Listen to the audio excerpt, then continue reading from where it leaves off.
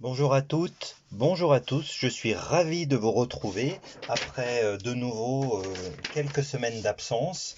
Mais coronavirus exige, je suis réquisitionné dans l'hôpital dans lequel je travaille, parce que je ne sais pas si vous le saviez, mais je travaille dans un hôpital et en ce moment les journées sont de 12 heures, ce sont de longues journées pour venir à bout de ce méchant virus et je suis beaucoup moins disponible tant pour mes étudiants que pour vous, mes chers amis et mes chers sympathisants sur YouTube.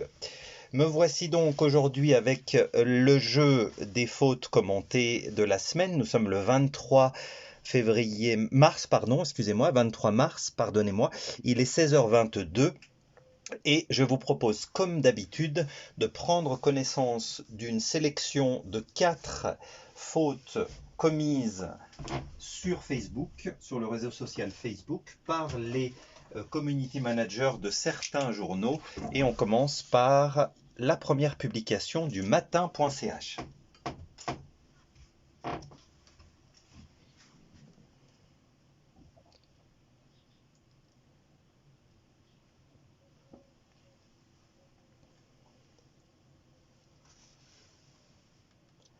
Alors ici, l'erreur concerne une problématique très touffue de l'orthographe française, à savoir l'accord des noms composés. Aux dernières nouvelles, c'est-à-dire suite à la dernière réforme orthographique, le nom composé porte-parole ne peut pas être accordé. On peut l'expliquer par le fait que ce nom composé est composé de 2 éléments. Le premier, c'est un verbe, porter, et le deuxième, c'est un nom, la parole. Donc en tant que verbe, l'élément verbe n'est pas accordable au sein d'un nom composé. Donc on optera donc pour l'écriture porte-parole comme ceci. Deuxième publication.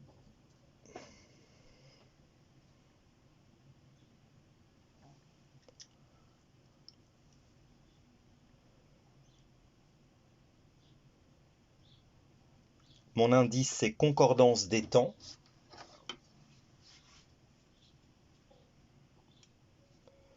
On peut estimer qu'il s'agit là de propos rapportés, le fameux discours indirect. Si nous analysons les 2 temps de cette phrase, on a tout d'abord un passé composé qui nous donne une sacrée indication. Nous sommes dans le système du passé. Et c'est là où le bas blesse, un futur simple qui lui appartient au système du présent. Il y a donc une incompatibilité entre ces 2 temps dans cette phrase. Nous allons remplacer le futur par le futur dans le passé. Et voilà la correction. L'Australie et le Canada ont déjà décidé qu'ils n'enverraient aucun athlète cet été. Troisième publication, on retrouve le journal lematin.ch.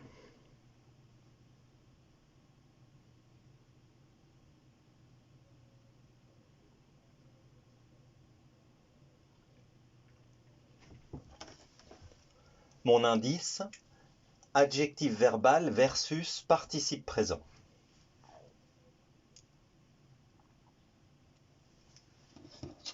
Il y a une confusion ici entre ce qui a été écrit là et qui pourrait et qui est un adjectif verbal et le participe présent dont nous avons besoin parce qu'il y a un complément après. Et techniquement parlant et orthographiquement parlant, l'adjectif verbal n'est pas suivi d'un complément, ne peut être suivi d'un complément. Il s'agit donc d'un participe présent et non pas d'un adjectif verbal dans cette phrase. C'est une leçon assez complexe de l'orthographe française et il faut juste pouvoir définir dans la phrase, selon le contexte et selon la structuration de la phrase, si nous sommes en présence de l'adjectif verbal ou du participe présent. Et enfin, terminons avec le journal Les Échos.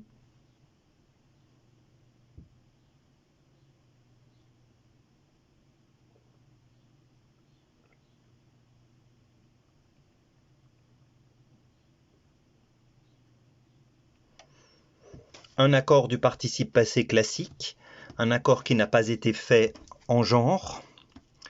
Attention, c'est la première AG qui s'est tenue, donc tenue UE.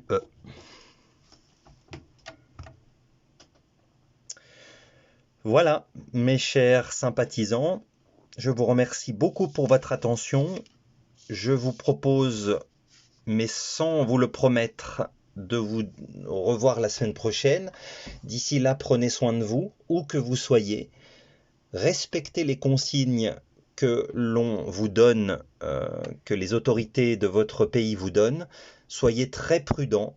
Et je vous le répète, ce que je vous ai dit au début de la phrase, je le répète, au début de l'enregistrement, pardon, je vous le répète, nous saurons venir à bout de ce satané virus pour peu que nous respections bien sûr ce que l'on nous demande de faire et que nous soyons tous responsables, solidaires, c'est très important, et que nous soutenions tous ceux qui travaillent dans ce sens.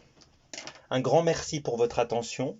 J'aurai un grand plaisir de vous revoir très prochainement et de partager avec vous cette passion que j'ai de l'orthographe française. À très bientôt et bonne fin de journée.